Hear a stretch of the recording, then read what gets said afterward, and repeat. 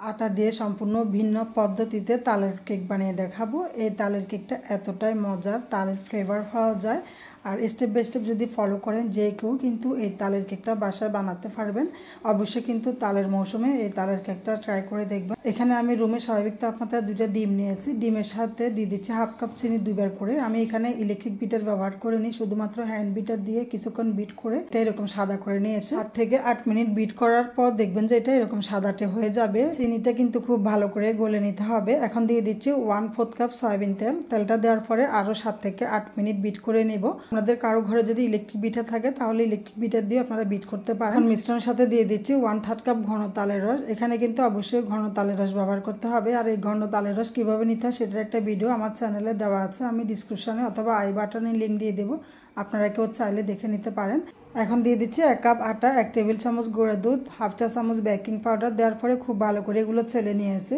তো একটা কথা বলে রাখি, এখানে কিন্তু আমি কোনো এসেন্স ব্যবহার করিনি। এসেন্সটাই হচ্ছে তালের রস। এখানে যদি অন্য কোনো ফ্লেভার ব্যবহার করা হয় তাহলে কিন্তু তালের ফ্লেভারটা নষ্ট হয়ে যাবে। তো এই কেকটার মধ্যে কিন্তু অনেক বেশি তালের ফ্লেভার পাওয়া যায়, খেতেও অসম্ভব ভালো লাগে। তো আমি এটা খুব ভালো করে মিশিয়ে নিয়েছি। এখানে একটা কেক মোল্ড নিয়েছি, কেক মোল্ডের সাথে দিয়ে দিচ্ছি সয়াবিন তেল। এরপর একটা খাতার কাগজ কেটে নিয়েছি। খাতার কাগজটা আমি এখানে বসিয়ে দেবো। আমি এখানে যে তালের রসটা ব্যবহার করেছি এটা কিন্তু কাঁচা তালের রস, এখানে কিন্তু জাল দেওয়া তালের রস ব্যবহার করা যাবে না। তো আমি এখন কেক মোল্ডের মধ্যে মিশ্রণটা ঢেলে দিচ্ছি। এরপরে 2-3টা ঝাঁকানি দিয়ে দিব।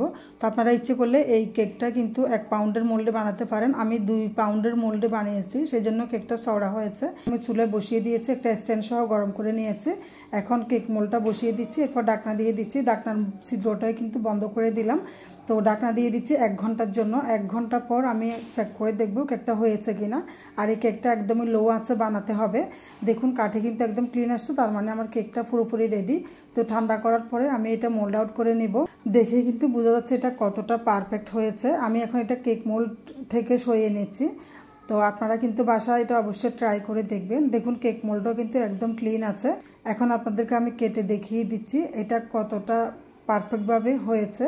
একদমই জালি জালি হয়েছে, খেতে তো অসম্ভব মজার। এই তালের মৌসুমে কিন্তু আপনারা এটা বাসায় ট্রাই করে দেখবেন। ইনশাআল্লাহ আপনার পরিবারের সবাই অনেক পছন্দ করবে, বাচ্চা থেকে বড় সবাই পছন্দ করবে। দেখুন কতটা তুলতুলে নরম হয়েছে আর জালি জালি হয়েছে, একদমই পারফেক্ট। কোনো অংশে কিন্তু ওভেন থেকে কম না, চুলায়ও কিন্তু পারফেক্ট কেক বানানো যায়। তো রেসিপিটা যদি ভালো লাগে তাহলে পেজে একটা লাইক দিবেন আর ভিডিওটা আপনাদের ফ্রেন্ডস এন্ড ফ্যামিলিদের সাথে শেয়ার করতে একদমই ভুলবেন না। আজকের মতো এখানেই বিদায় নিচ্ছি, কথা হবে পরবর্তী ভিডিওতে। সে পর্যন্ত সবাই ভালো থাকবেন। আল্লাহ হাফেজ।